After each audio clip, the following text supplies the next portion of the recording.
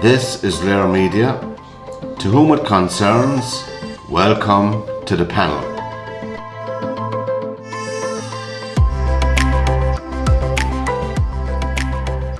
Everybody, and welcome along to this edition of the panel. We're on lirmedia.tv and our usual email info@lirmedia.tv if you have any comments. We have a text line as well, 083 300 2695. Good evening, Laura, and welcome. Evening, guys. How are you? And good evening, Mary. Mary is usually somewhere else. Unfortunately, she decided to be in the studio tonight. I can't do anything about that. You're so privileged, right Pat. She graced you with her presence. Hello, Pat, and we hope Laura is in quarantine there sadly with COVID and her 20. poor head, COVID 22, and her poor throat. But still, she's so dedicated. She came We'll on the soldier show on, guys. COVID 20 from her quarantine room. Yeah, We've all had it, Laura. Yeah. Not nice. Pat and I were in hospital with it. Yeah, it's no joke, guys. You can't kill bad things. That's it. Now you said it. And we would, if truth be known, we just went in for home cooked meals, really, and they're quite nice. Well, now I know you're good for an old boiled egg, Pat, but not much more than that. No. But anyway, we hope that. Well, Alison is at work, so Alison, take care, and we'll catch up. Alison O'Reilly, who's normally on with us, the Sunday Mirror tomorrow will contain one of her many excellent stories. So the Sunday Mirror, that's for Alison O'Reilly, anybody, and she writes obviously during the week as well, but she really has some very good articles. I started buying it since she came on the show, and it's quite interesting. I don't really buy Sunday paper, because I'm normally in here, but her articles are quite good, very well researched. Yeah, she's very good to put a piece together, very good. Yeah, very well researched and very well written. But she's one of the people, we have to say, she is one of the two people, herself and Corliss, what was her first name? I forget now. Who broke the mother and baby baby scandals. In Galway, they broke it and did the award-winning documentary. And it's been nominated for a BAFTA, I believe, this week as well. They went for the documentary. What an amazing achievement! Yeah, we're so proud to have Alison, as indeed you and John, on the show. It's great, diverse opinions. And she has written a few books as well. We better not say any more because her head is pretty big at times. She won't fit back on the show next week, guys. Why should I go on with them? We'll have to get an 85-inch screen for her head, and we're only joking, Alison. That's all, seriously. But Laura, we're starting off tonight with a story that's running on the week. I didn't think to get that much traction, but I suppose when the dust has settled, it was violence. It was physical violence perpetrated by one person on another who was in no way able to defend himself even if he wanted to, because he was presenting the show. Chris Rock came across to me at this stage, far removed from it, as a classy man.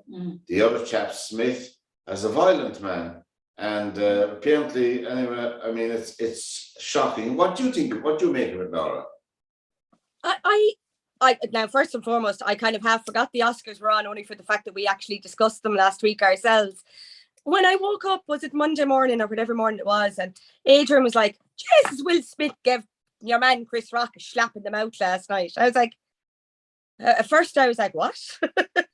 So I watched it back, I watched the clip, and, there was a lot of people saying it was fake and it was this, that. I don't think it was fake.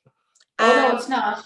I by no means I think it was fake. I do think that I see both sides of it. So I'm a hairdresser, and I have a lot of clients who would come to me who have alopecia areata, which is what Will Smith's wife suffers from. And it is very damaging to a woman's mental health to suffer with a condition like that, because you're so constantly aware of it, constantly worrying about, are you going to get another bout of it? Is there going to be another ball patch? That being said, I think Will Smith initially laughed at the joke, the G.I. Jane joke. I don't think he got the joke. at the start. And I think it was only when he saw his wife's reaction that he went, oh, well, hold on a minute. And I think because he had that shock factor, I think she probably looked at him like, what are you laughing at? I think he got a double whammy, as in, first and foremost, he felt bad that he didn't get it. And then he was like, well, actually, that was a really bad joke. And I think it was an overreaction on his part. But he definitely should not have done it. But I think I can maybe see a portion of where he came from, in that he definitely didn't get the joke to start off with. He was laughing. He didn't get the joke, I don't think. And then when he realized the joke, I think he went, oh crap. And like Jada's reaction to him, I don't know if you saw the second video that was circulating in the last couple of days, and her reaction to him, it was like, you know, it was uncomfortable viewing. It was very uncomfortable viewing, and to be honest with you, I can see the both sides in respect of, I know from research that Will Smith has had a turbulent childhood, watching his mother being the victim of abuse. And you know, when you hold that in for so long, and you're 30 years married to a woman who comes publicly out and shames you by telling you that she's had an affair with your child's best friend, and doesn't seem to be remorseful about it, doesn't seem to show any respect for how he would feel, or how he felt at that moment, and how he tried to block the fact that he was humiliated, and try and be modern about it, and try and hold his family together. And I think it just all became, and then her reaction, there is talk that she doesn't, that a lot of people with alopecia are saying that they don't think that there's signs that she is experiencing alopecia, because she looks as if she has a full follicles of hair that she just chose to shave. That aside, nobody knows, only Jada Pinkett Smith. But I just think, like Pat, I think Chris Rock showed himself to be a class act. Yes, he came across as having panicked completely and didn't know what to do.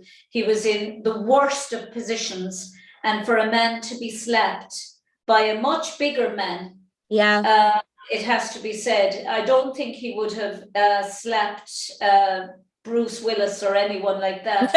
Definitely not. And there was worse said about Jada Pinkett Smith during the show by other comedians. Nothing done. And I you know, all he said really was, you would make a great G.I. Jane too. I mean, that was a compliment, you know. Yeah, we don't want to be sounding like all the rest of the networks in making excuses for violence, and we're certainly, there is no excuse for violence. And I don't want us to be making excuses for a man who's simply out of control. I don't care. I really don't care. We all have trauma, and that's not to excuse the appalling trauma we all have in our individual lives. And I can tell you some hair-raising stories of my own. But I'm 70 years of age, and I get on with life. But this guy, and don't look a day over 21. This man is a multi-millionaire. That's got nothing to do with it. He went up and hit another man doing his job in public on television. I can tell you this much: if a white man did that, the LA police would be in to arrest him immediately. Oh, instantly.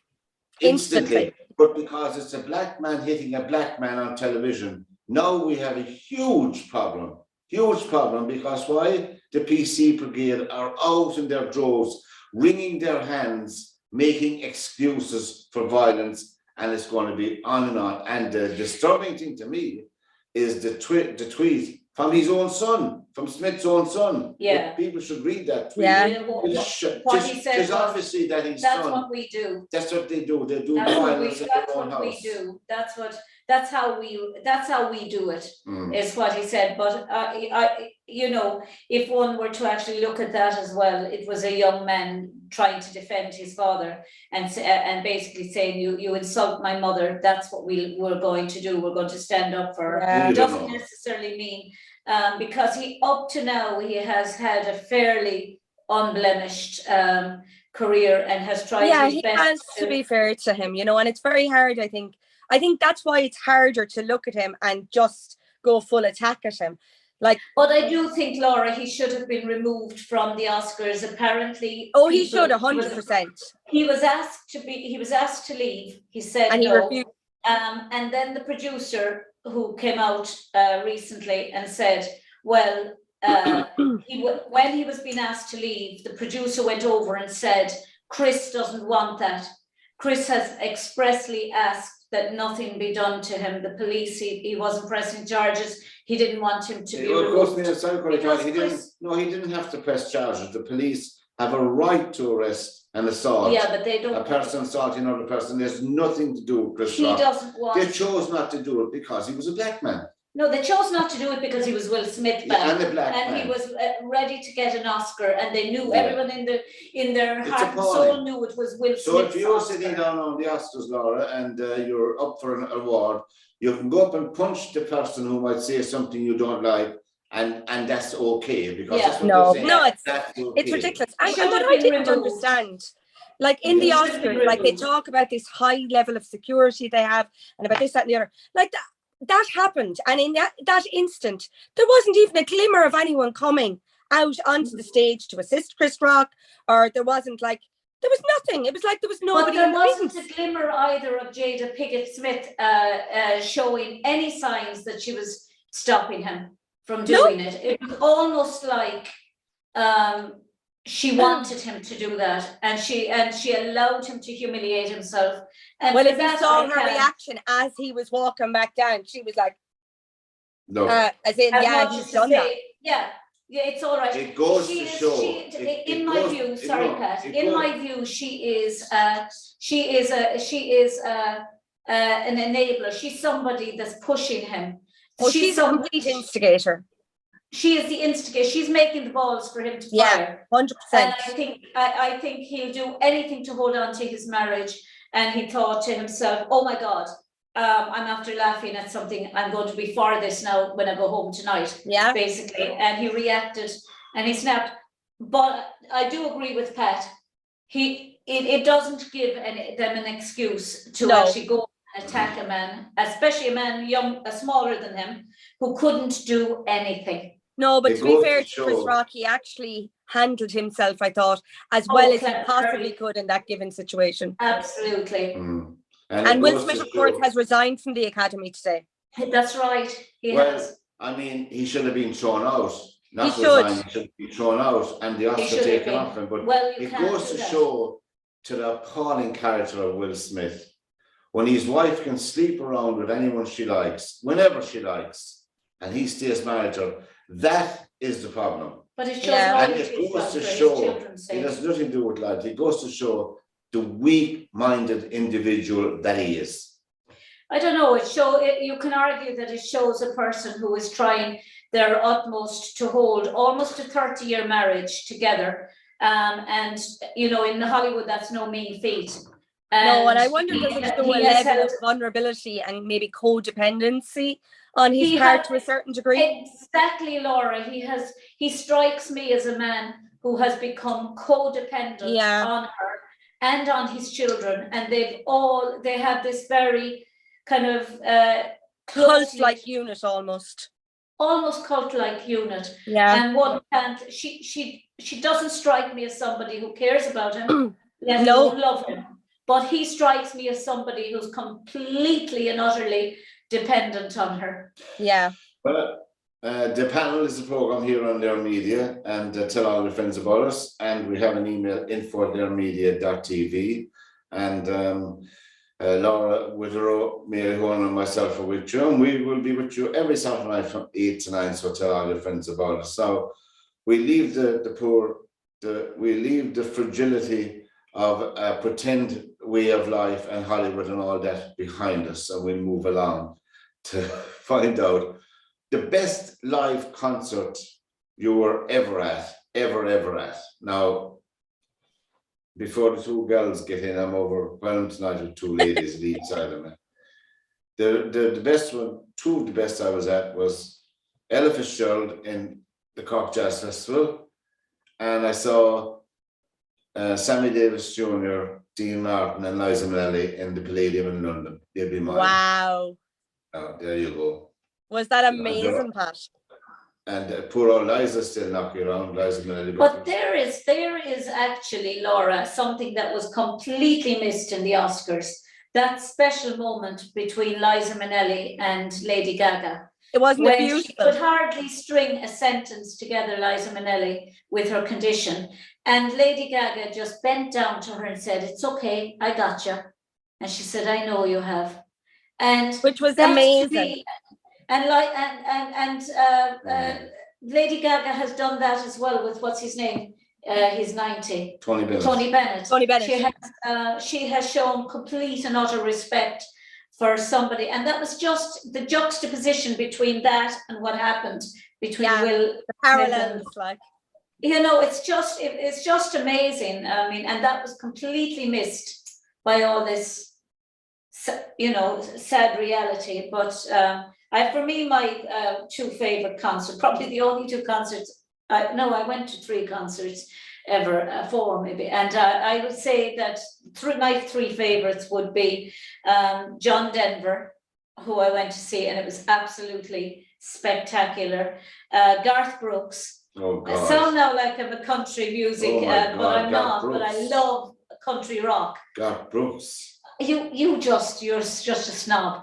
I love Garth Brooks. I just absolutely love Garth Brooks. And the third then was Les Miserables with Colin Wilkinson as Jean Valjean. Wow. Oh my God! It was just breathtaking. I don't think he's well, but just breathtaking concert. How about you, Laura? Well, I suppose the very first concert I ever went to, I was 17, and my dad, God rest him, bought me tickets to go see Bon Jovi in Croke Park. And that was my first ever concert. No, not my first ever musical, but my first ever musical concert. Yeah. And it was like, oh my. So we got there really early, you know, 17 years of age, had to go at like 8 o'clock in the morning and queue up. And we were right up the front, and the crowd was starting to get a bit pushy. And there was a really nice security guy that we've been chatting to all afternoon right in front of us. He lifted me and my friend Tara up, popped us into the VIP area, and we were like touching Bon Jovi's shoes walking past us. We were like, but to be fair, one of the best concerts, one of the best musicians I've ever seen in concert would be Bruce Springsteen. I absolutely love Bruce Springsteen.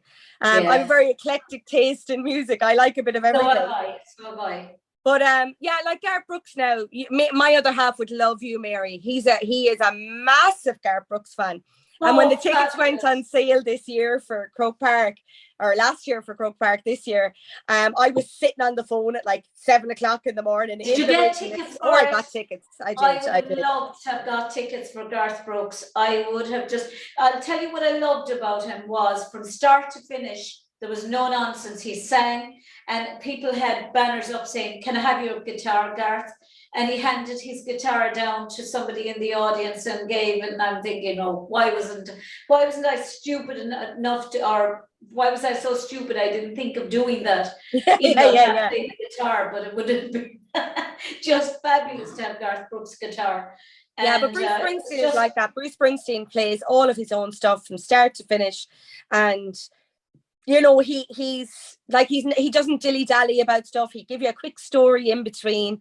And I mean, like the E Street Band with Bruce Springsteen, it was in the RDS, that's probably 7 or 8 years ago now.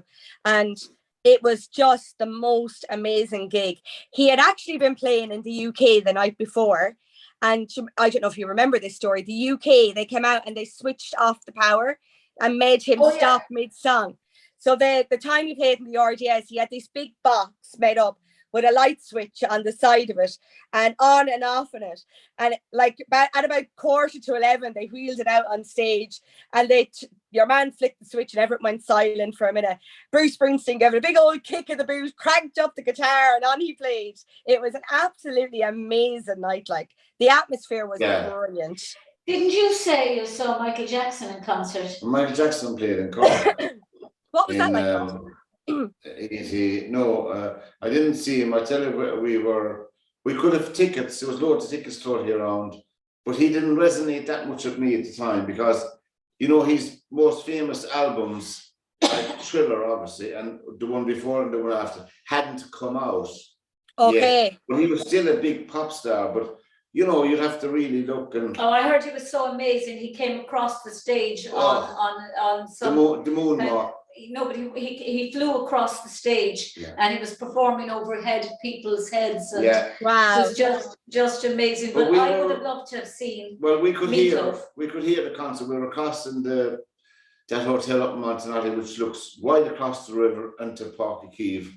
I think I'd named it later on, and we were up in the veranda, and just actually at the time of the concert, after having our dinner, I said that.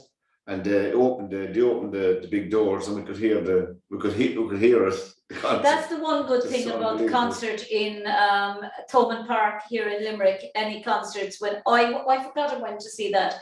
That was an absolutely amazing concert. Rod Stewart in Thomond Park. Oh, sweet Lord, Rod Stewart was amazing. He is just one phenomenal entertainer, and but. The people across the road and the houses across the road just opened their porches, sat out in the garden, drank wine and listened to Rod Stewart. And they were only less than a minute from Thomond Park. You know, I don't know why anyone would complain about. We're talking about Thomond Park situation. there now. Leinster are giving Munster a bit of a trimming now at the minute. What's the score? 29 Leinster, Munster 19. Oh, that's only 10 points. It's a big thing in rugby, you know. You listen to the panel on LiR Media TV. Poor old Ella Fitzgerald, a couple of years later, after seeing her in Cork, she never lost her voice. If you can remember her voice in your head, her singing voice, she never lost that beautiful lilt in her voice, even when she was in her later years. She lost a leg then to gangrene, I think. That's right, And then she lost her second leg, obviously, I mean, it's tragic reading the personal side of her life, you know. I like to look at the musical side when you're talking about. But she's one of those voices, Pat. If you turned on the radio, you'd know it was her straight away. You would. It was a distinctive voice she had. Yeah. Know? She was huge. She was the only female singer to record try to record the famous song Mac the Knife. I don't know, do you remember that? But when I saw Sammy Davis Jr., Liza Minnelli and Dean Martin, now obviously there were a dozen back in the 1970s, and of course Sammy Davis died of cancer in 1991. I think he was only 65. Sammy Davis, you know, he was an amazing performer. He was going around at the age of 3 and 4. He danced with Mr. Bojangles. Wow. The famous Mr. Bojangles at the age of 3 on stage, you know, that's Sammy Davis himself. And of course, Sammy Davis was black. He was a Jew. And he was at one eye. Not alone. That's right, yeah. That's what he joked about that. He said, I must be the only black one-eyed Jew. But he was black. Yeah. He was Jewish. And then he had a car accident. He nearly got killed. That's how he lost his eye. And then he started dating a white woman at that time in America. So he was black, a Jew, dating a white woman. But Frank Sinatra was the one rock that he relied on. When they started performing together in Las Vegas, black people, there were special parts of the hotel they had to go in. They couldn't go in the front door of hotels in the early days. They had to go around the back. Frank Sinatra said, "We ain't staying here if my friend isn't coming in here signing the book like the rest of us." Yeah. And there was no more blackguarding. But that was done with Red Butler, I call him, what was his name? Who played Red Butler again in Gone with the Wind. Anyway, when Gone with the Wind was the Academy Awards, it seems to be all coming back to the Academy Awards when Mammy, when she got her Oscar she got it inside in the kitchen, because they wouldn't allow her in because she was Hattie McDaniels, because she was a black woman at the time, and he got all the casts together, and they refused to actually go to the Oscars unless she was allowed in. But the only concession was they allowed her in to receive it inside in the kitchen, basically. It was just terrible times, but people forget, you know, I mean, they tried to ban Gone with the Wind in America. But what they forget is that Gone with the Wind was the very first time a black woman, a black person ever got an Oscar. An Oscar, yeah. And the cast came out in solidarity with her. And, you know, it was 1940, was it? Yeah. Gone with the Wind came out in 1939, the same year as that was it Follow the Yellow Brick Road film, whatever the name that is. What's the name of it? Yeah. Follow the Yellow Brick Road. Wizard of Oz. Wizard of Oz. Come out the same year. The two of them. So you can imagine. Yeah. Anyway, that was our Bon Jovi, Rod Stewart, Girth Brooks, I call him, not Garth, Girth Brooks. You get that. He's fabulous. I like absolutely fabulous. His wife, of course, fabulous rock singer. She was a fabulous singer as well, you know. Yeah. Anyway, that was all. If you have any favourite concert out there listening in tonight, any favourite artist, and you want to come on the show and tell us about it, feel free, send us in an email at info@lirmedia.tv. Or if you have something you want to discuss on the show, you can either email us in, or you can come on yourself to discuss it. Yep, there you go. It's an open invitation now. And we don't mind, even if you're from Tipperary, we don't mind listening to you. I'm telling you why, you take all sorts. Anyway, go to Belfast, Laura, or go blind. Yeah, that's it. Isn't it shocking indictment of our health service, the HSE, that people that need a small procedure, a fast procedure, 15 minutes.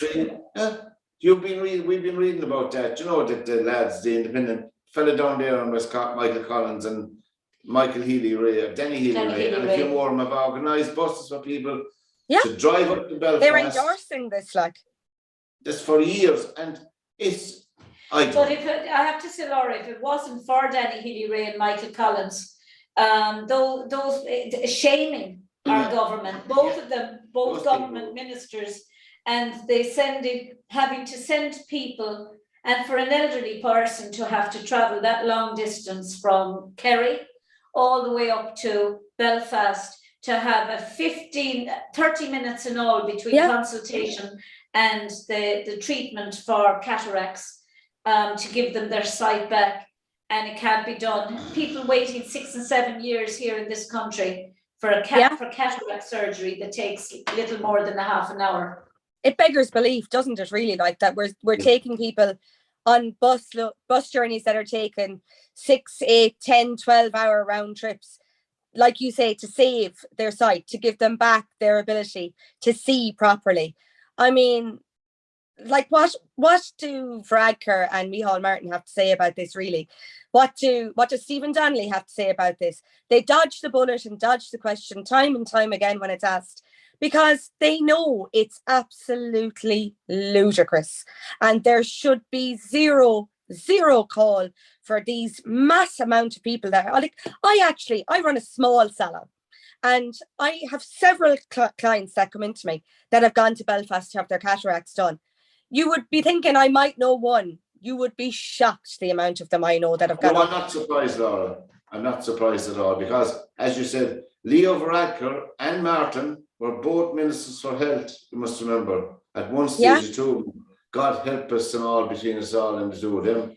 But really, not to individualise it, because it's the policies of course of their parties over successive governments that have been. You can imagine now, they're saying our HSE is under pressure because there's a couple of hundred people inside in the hospitals. Out of 5 million people, we can't cope with 1,400 people. I was making out my maths today for the 26 counties, which is about 30 people per county in hospital, and we can't handle it. It's crazy. So the CEO of the HSE, who's Paul, I forget his name now, he used to be with Aircon, on €424,000 a year. Yeah. What's he doing? What's he doing about it? But how is he qualified? How is he qualified? That's the This problem. is what I want to know. How can a man Yeah. who Paul works- Reid, sorry. Paul Reid, yeah. How could he work, a man who worked for the not for the HSE, for telecom, be qualified to run the health service? Yeah, I bring it back to that's this all the just- time, guys. As you know, You know, I have what's in I have the Laura? firm belief that the Minister for Health should be a qualified doctor, the Minister for Finance should be a highly qualified accountant, and so on and so forth in every department. But it's rare that that's the occasion, and And I that's agree not with good you. enough. I'm always saying it too. Yeah, No, we like had a Mary, doc- you're we not had a a qualified doctor. hairdresser, but I wouldn't ask you to do hair. You But know, do you remember? No. We had a doctor in charge of the Department of Health, James Riley. Do you remember? Yeah. Finnegaler. Shocking. yeah, Shocking. Yeah, but then there was a doctor, what's his name, back in 1940, in the 1940s, who brought in the mother and child scheme. 49, and he 49. 1949, Noel Brown. Dr. I mean, Dr. Noel Brown was willing to die in his sword for his principles, yeah, and also fought for women, mothers and babies, for the mothers and babies of this country. And but I just think to actually put somebody in running education or running health or running finance that have no background Well, in those in fairness areas now to is, education, Norma Foley is a teacher, is a teacher, yeah. who's in charge of the Department of Education. But are they really in charge? One has to ask. yeah, I It's all don't the know. civil servants that are running the country. Yeah, That's true. That's very So true. you know, as an ex-civil servant. Well, the point about it is the government formulates policies. The policies are to be driven then by the department, by the Secretary General of that department. And if you have a good Secretary General who is a vision like that, not like that, things will happen and things will evolve more quickly. But really and truly, the administration as well is another. We have 15 government departments for 5 million people. 15 government departments with 15 ministers, 15 junior ministers, or more actually, there's 20 junior ministers, 20, yeah. 15 secretary generals, probably 30 assistant secretary generals. Then underneath them, there's principal officers, who's Paul, underneath them again, there's another layer of HCOs. It's the administration of this country is shocking. It's atrocious. You have 40 in my own county, County Clare. You have 38 county councillors. You have 1,100 people working in Clare County Council for a fact of a county. I don't mean disparagingly, where there's hardly anybody living. Yeah, yeah. It's shocking. It is shocking. Yeah, but it's the same here in Limerick. I mean, I'm there and I just get so soul destroyed when I see. I'm a traditionalist, and I mean, my background, I did a degree in art and design, the Limerick College of Art and Design, and I get so depressed when I see beautiful buildings like the old Cannocks that's now Pennies, and the frontage was completely decimated, and the beautiful frontage of that has been replaced by what I see as criminal. Then you look across the road and where you had the Royal the Cruises Hotel, another beautiful building. You have half of Georgian Limerick being replaced with buildings that will never last more than 10 years before having replaced. You go down to the school I went to, the primary school, St. John's Convent.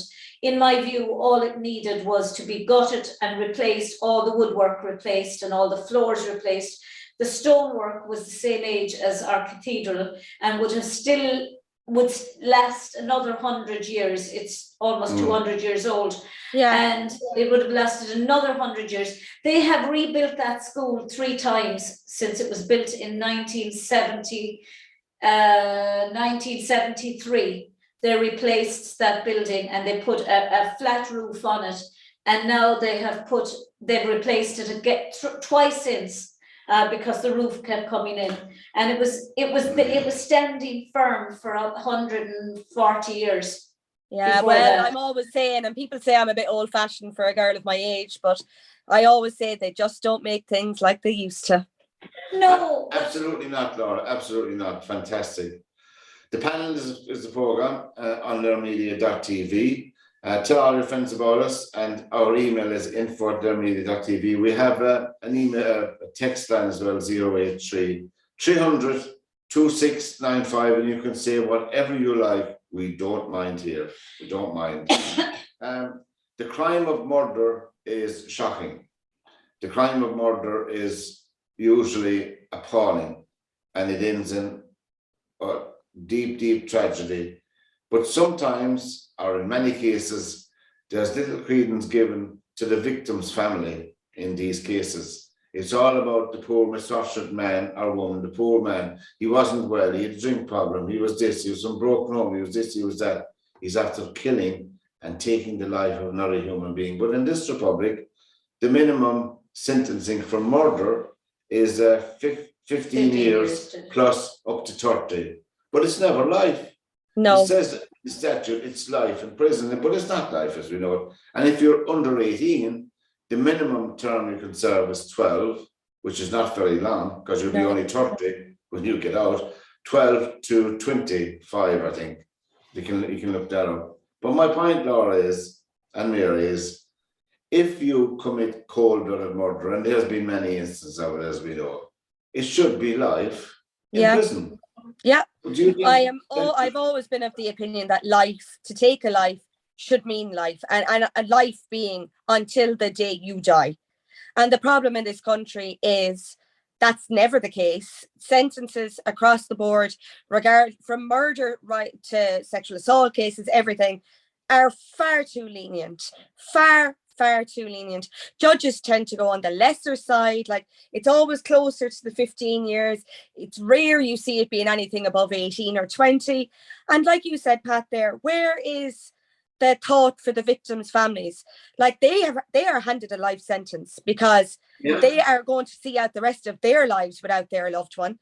And like, something has to drastically change. And I know we're talking about murder, but there are so many discrepancies across the board with sentencing in this country. It needs to be desperately overhauled and regulated correctly. And I mean, we have an opportunity in this country as a modern day country to set a precinct for this where we can go, okay, well, we're Irish and we're going to say life means life, but they won't do it. And God knows why they won't do it. I suppose they don't have the room in our prisons. They're openly honest about saying that all the time, that, you know, they don't have the spaces in Irish prisons and whatnot. But like, there's land everywhere, lads. Let's be real. Build one. Well, Laura, with respect, there's a situation as well where there's people in prisons all across the country for pittance.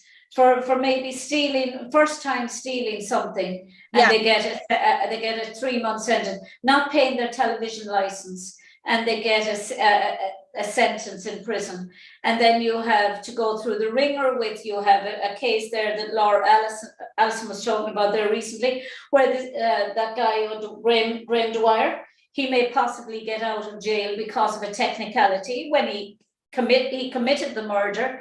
Now there are cases where I mean, he was convicted of the murder on circumstantial evidence. But you know, it's different. He committed the murder, Pat, but he tried to maintain that she wanted rough sex, basically. Yeah, but he still killed her. He still killed her. He still took her life, Pat. True. Through actions of his that he had no direct evidence of that. Through his hands and his actions, he took the life of another human being. Now there are cases where people are sentenced to whole life sentences for the killing maybe of a member of An Garda Síochána, which is right. But my attitude is like you, Laura. It shouldn't matter whether it's a member of An Garda Síochána. It should be anyone who commits a murder should get life, unless that murder was in self-defense. Of course. And they were. It's not murder then, you see, if it's self-defense. But it is if you know, in some cases people snap and they kill somebody. or they plan somebody's murder because they can't think, or it's their only way out of a relationship. It's not the right way. They should just leave. But that's easier said than done. But I do think there should be a whole life sentence, and you've heard of it in England with Myra Hindley and Ian Brady and that, and people like that getting whole life sentences for killing children. But then there are other children who are murdered in the UK and murdered here in Ireland, and their murderers don't get whole life sentences. Yeah. So there should be a law there that should say, if you kill somebody, no matter whether they're a child or a policeman, and it's premeditated, you do a full life sentence. Yeah. It costs, I was reading recently, it costs roughly, I have no idea where they got the costings from, I must look into it. Apparently, to keep a prisoner in prison for a year in Ireland is €80,000. So can you imagine keeping them for 30 years? That's €24 million. Would we better to pull the lever? But that's an awful lot of money for somebody, particularly if somebody has no remorse or anything for what they've done. So the taxpayer are again full, and like Irish prisons are not really like that strenuous or that difficult, are they? Let's be real here. Like if you were in a prison somewhere out in a foreign country where there's 50 in one cell and there's mosquitoes biting the backside off you and rats running around your feet, well, that's prison. Yeah. But like prison in Ireland, and I've known people who've been in prison in Ireland, and they've come out and said to me, sure, if I have to go back in, I have to go back in. Sure, where's the incentive to stay out of it and stay out of trouble then? When you go to prison in Ireland, you get an education, and you have all the facilities around you. And now let me be clear for a second, because sometimes people deserve that. Because sometimes people are young and they make stupid mistakes and they fall in with wrong crowds. They may have mental health issues, and there's no services in this country to support those people with mental health services, or mental health difficulties rather. And if they go in and they make something of themselves and come out and contribute to society, then I'm all for that. But for the people who are sitting in there, I'm innocent, and the evidence is so overwhelming and damning that they were convicted and they deserve to be in there, well, they should be given no help, no television, no fancy meals, no holiday camp crap, no education, nothing. They should be left there to rot. I think penal servitude for life is for gross miscarriages of justice, and that, like mass murder and murderers and that. But, I think that prisons should be places of rehabilitation as well. So, the fact that they go into prison, they should be able to come out of it, or have a reasonable chance of coming out of it as a better person than they went in. Yeah, if they deserve that chance, then I'm all for that. Yeah, it depends on the crime, because as you know, in Ireland, most of the people in prison are poor people. Yeah. Yeah, people who are well off and rich and get away with stuff. That's the harsh reality of it, though. We are here in Limerick prison. All you have in prison are poor people. Yeah. Who are beaten down. That's all you have. I'm not making excuses for everybody who's in prison. Do you know what I mean? I'm not. No, 100%. But there is a vast majority situation there. I'll tell you, Laura. I had to go down about a parking fine there one time, and there was a poor woman inside the court. I was sitting inside the court. I was watching. And she had an autistic child, and she was in a home for domestic violence, women victims of domestic violence. She had 2 children. One of them was autistic and incredibly hyper and uncontrollable. And she was sitting in her car, and she had the autistic child in the front seat with her, because he was kicking up a fuss. Now, the misfortunate woman was beaten down with hardship. Yeah. And she was fined by a woman judge. Not only was she fined, but she was prevented from driving for 6 months. And it gave me all I could do to not get up. I know. And ask, where is the justice in this? Because this was a woman who needed her car. If she needed to get away in a hurry, she needed her car. She had 2 children. She had 1 child that was barely able to walk. Yeah. And completely out of control. And because she didn't have him in a safety belt, that he couldn't be in, and because he was in the front seat of her car, and she wasn't even driving the car at the time, she was Oh, for God's parked. sake. The Where the guard, parallels she was an are in easy our justice target. system. They won't look at all the facts and all the mitigating factors in small little cases like that, because they're just back of the hand, dismiss them off, out to court, get out of my way, I have bigger things to deal with. But yet when you have big cases like rapists and murderers, they're the people who are actually the victims are nearly treated like the perpetrators in those cases. And I'm talking from experience here. You feel like you're on trial, not them. Absolutely. And the sentencing, we've spoken about this briefly, I think, I'm sure, about the sentencing. It's just carry on. And a judge recently gave a paedophile a suspended sentence. A suspended sentence. He committed another offence with one of the former victims recently. I was reading the case today. I didn't bring it in with me now, so I can't mention his name. I don't have it with me on the program, but you can read about it. But you wonder then why, victims find it so hard to come forward when that's the way you're treated in court. And then after everything you put yourself through, and it takes years from the time you make your statement to get it to court to even have a chance of a conviction for a suspended sentence. Is there anybody or any sanction or anybody that can hold on a minute, Your Honour, and bring a judge up in front of some panel and say, what you did here was wrong? A dangerous sex offender, a dangerous paedophile, you left him out in the street again, he was just out and he off again. And I can't understand how they give a sentence of 3 years with the last 18 months suspended. That's an insult. And then they go into jail and get a bit more off straight away the day that they're taken in and the prison officer meets them, and they're saying, straight away we're giving you 6 months off now for good behaviour. Well, why don't you wait and see if they behave good before you give that? So before we finish, lads, tonight, isn't I even just catching in my throat, but isn't Garth Brooks said he's playing an Ireland this year? Did he, Laura? Oh, he's doing it. I think he's doing 1 or 2 nights, Mary, is he? When is he coming? So I can be missing. September. Oh, I just give anything to have got a ticket for it. September. Not too late yet, maybe.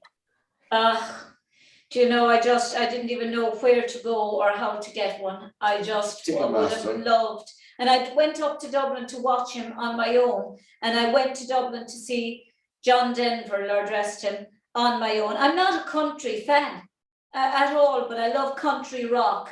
And I love what's his name that's married to Nicole Kidman. Blake Shelton? No, not Blake Shelton. Anyway, I love country rock.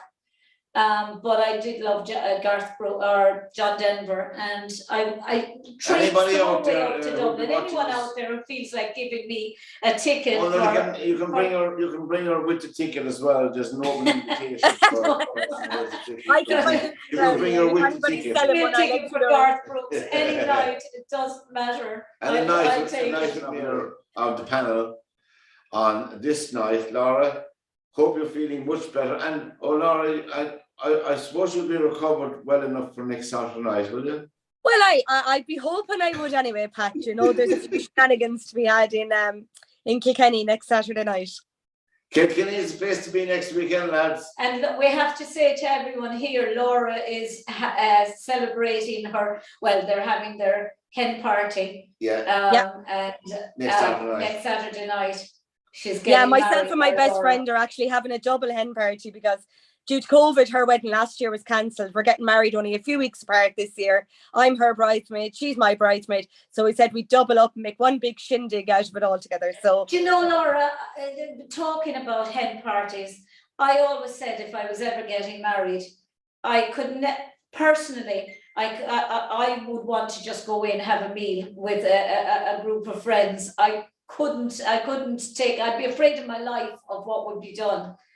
Yeah, well, look, I or have that no I'd be fear with my expected friends because to get into, go into, or what somebody would have planned. I'm probably the biggest devil out of my group of friends anyway, so there'll nothing shock me, I'd say, next weekend now. It's an enjoyable night, Lauren. We hope you enjoyed it. Hope you're much better as well. Thanks a And million, the best guys. of luck, yourself and all the family. So from this And edition of the before you panel go, from now on, Laura will be a regular on this Pat Sports channel. Yeah, I'll give you a ring on Monday, see how you're feeling, and off we go. And I'll send you all the stuff, Laura. Fantastic, Laura. So from this edition of the panel, until we meet again, lads, take care and the best of health. Thanks very much. Good night. Bye-bye. Bye.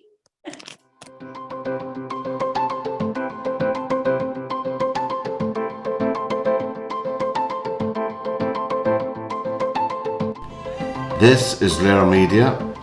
To whom it concerns, welcome to the panel.